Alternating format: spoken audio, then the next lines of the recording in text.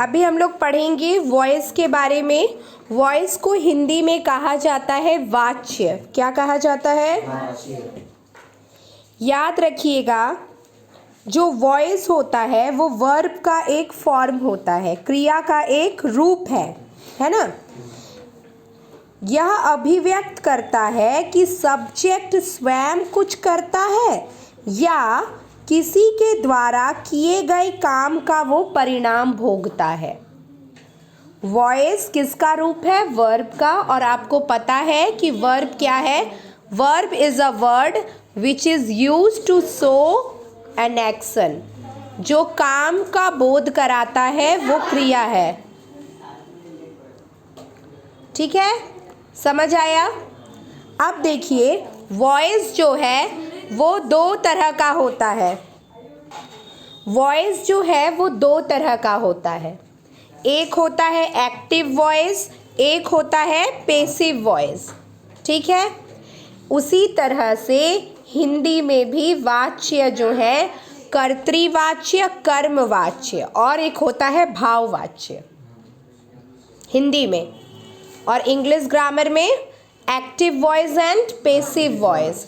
और ये very very important है क्योंकि ये क्लास 12 तक काम आने वाला है, क्योंकि ये हर क्लास में आपको मिलेगा।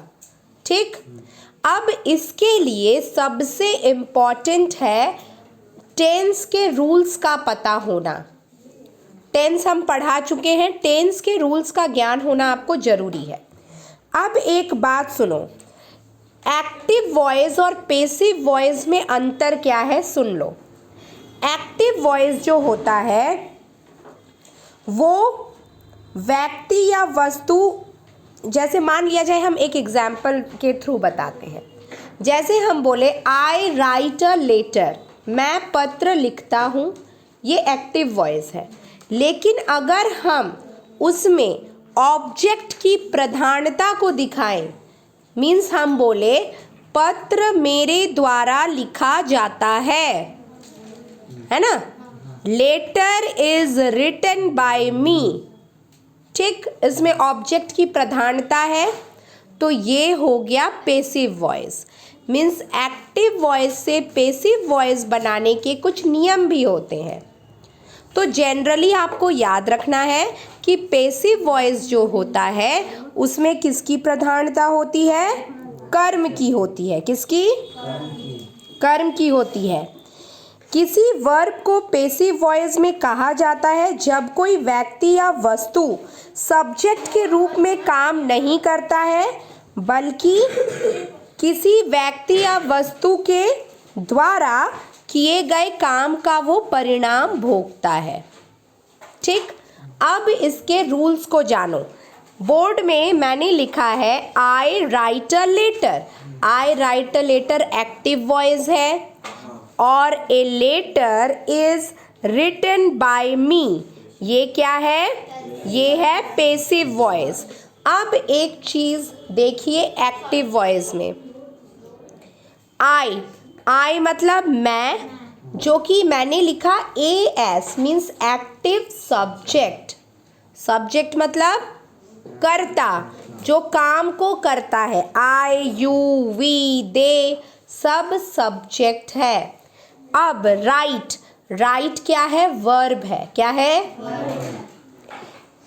उसके बाद आता है लेटर। क्या आता है? लेटर एक्टिव ऑब्जेक्ट है। क्या है? पहले ध्यान से सुनेंगे, पहले समझेंगे। इतना समझ आया सबको? अब हम इसको चेंज किए हैं पैसिव वॉइस में। किसमें? आपको याद रखना है कि एक्टिव वॉइस का सब्जेक्ट पैसिव वॉइस में पैसिव ऑब्जेक्ट के रूप में यूज होता है, और एक्टिव वॉइस का ऑब्जेक्ट कौन सा है? लेटर पैसिव वॉइस में क्या बन जाएगा? Passive subject. ध्यान दे रहे हैं सब? अब एक बात सुनिए, पैसिव बनाते वक्त हमेशा पैसिव में MV3 मतलब मेन वर्ब के थर्ड फॉर्म का यूज होता है। ठीक, मतलब वर्ब के थर्ड फॉर्म का यूज होता है और उसके बाद बाय प्रीपोजिशन का भी यूज होता है। समझ आया इतना? तो a letter is written by me, I जो है वो पेसिव ऑब्जेक्ट बनाते वक्त मी बन जाएगा, ही क्या बन जाएगा? हिम, शी बन जाएगा हर, यू ही रहेगा, आई बन जाएगा मी, दे बन जाएगा देम, वी बन जाएगा अस। इतना याद रहेगा। अब हम सिंपल प्रेजेंट टेंस जानते हैं। सिंपल प्रेजेंट टेंस उस टेंस को कहा जाता है जिसमें ता है, ती है, लगा रहता है। सिंपल प्रेजेंट टेंस का यूज़ यूनिवर्सल ट्रूथ के लिए किया जाता है। इसके अलावा जो हैबिचुअल एक्शंस है, दिन जो हम डेली एक्टिविटीज़ करते हैं उसमें यूज़ होता है। याद रहेगा। अब यहाँ पे एक बात, रूल सबको पता है टेंस का, सब्जेक्ट प्लस V1 या V5 plus object. V5 means जब वर्ब में एस या es जुड़ जाता है। इतना याद है। अब हिंदी में हम कुछ सेंटेंस बोलते हैं। मैं आम खाती हूँ, आई ईट अ मैंगो। वह नाचता है, सी डांसेस, सॉरी ही डांसेस, लड़का है। समझ आ गया? अब मेरी बात को ध्यान से समझिए। इसका जब हम बनाएंगे पहले आपको टेंस का पता करना होगा कि जो एक्टिव वॉइस है वो किस टेंस में है। तो मैंने बोर्ड में लिखा है बॉयज लव एनिमल्स, मतलब लड़के जानवरों से प्यार करते हैं। समझ आ गया? इसको जब हम चेंज करेंगे तो पेसिव वॉइस बनाते वक्त रूल है, सबसे पहले एनिमल्स क्या हो जाएगा, आगे आएगा एनिमल्स। एनिमल्स चूँकि प्लूरल नाउन है इसलिए आर लगेगा, एनिमल्स आर। उसके बाद लव का V3 लव्ड क्या होगा? Animals are loved. फिर बाय लगेगा, बाय लगेगा और उसके बाद boys. Animals are loved by boys. Understood है? दूसरा एग्जाम्पल मैं आपको दे रही हूँ। We respect him, we respect him. Him किसका होता है? ही का। तो he is respected by us. Understood है? तीसरा देती हूँ, Rani does not help me, Rani does not help मी।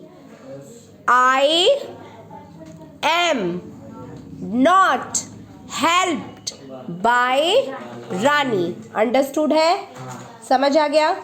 अब आते हैं दूसरा टेंस में। दूसरा जो है, अब देखिए, अब आते हैं टेंस के सेकंड फॉर्म में। टेंस का सेकंड फॉर्म है प्रेजेंट कंटिन्यूअस टेंस, जिसको प्रेजेंट इम्परफेक्ट टेंस भी कहते हैं, जिसमें जनरली रहा है, रही है का यूज़ होता है। इसका मतलब ऐसे सेंटेंसेस जो प्रेजेंट में कंटिन्यू हो रहे हैं, जैसे मैं पढ़ा रही हूँ, तुम लोग पढ़ रहे हो, वे लोग खेल रहे हैं। समझ आ गया? अब इसका मैं आपको एग्जाम्पल, आपको पता है इस टेंस के रूल्स में एम इज आर, वर्ब का ing फॉर्म मीन्स V4 और ऑब्जेक्ट लगता है। फॉर एग्जाम्पल, सीता गाना गा रही है, Sita is singing a song. Ram पढ़ रहा है, राम इज रीडिंग। ठीक है? राम नाच नहीं रहा है, राम इज नॉट डांसिंग। ठीक है, इतना समझ आया। जब हम इसको पेसिव में बनाएंगे तो हमको एम इज आर के साथ ही साथ बीइंग यूज़ करना होगा, BEING, और उसी के साथ वर्ब का थर्ड फॉर्म तो हमेशा यूज़ होगा, बाय प्रेपोजिशन भी हमेशा लगेगा। ठीक, तो मुझे एक बात बताओ, he is writing a letter, मतलब वह पत्र लिख रहा है।